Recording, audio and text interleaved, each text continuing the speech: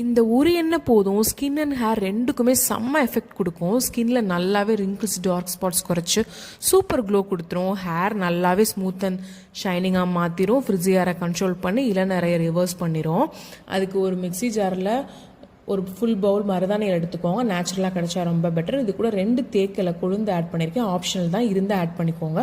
கொஞ்சோண்டு வெந்தயம், இதை அரைக்குறையாக அரைச்சி ஒரு இரும்பு சட்டியில் 50 ml தேங்காய் எண்ணெய் சேர்த்துருக்கேன் நான். இது கொஞ்சம் இளம் சூடான உடனே அரைச்சி விழுத சேர்த்து அப்படியே பெரட்டி பெரட்டி விடுங்க. இது நல்லா இந்த க்ரீன் கலர் மாறி லைட் ப்ரௌன் கலரில் மாறும்.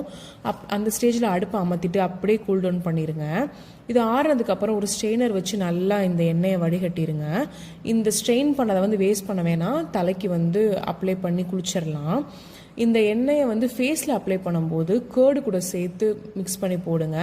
ஹேருக்கு அப்ளை பண்ணுற மாதிரி ஃபேஸ்க்கு அப்ளை பண்ணலாமான்னு யோசிக்க வேண்டாம், நல்லாவே எஃபெக்ட் கொடுக்கும். நீங்கள் வேணால் கூகுளில் சர்ச் பண்ணி பாருங்கள். ட்ரை பண்ணி பார்த்துட்டு எப்படி இருந்துச்சுன்னு கமெண்ட்டில் சொல்லுங்கள்.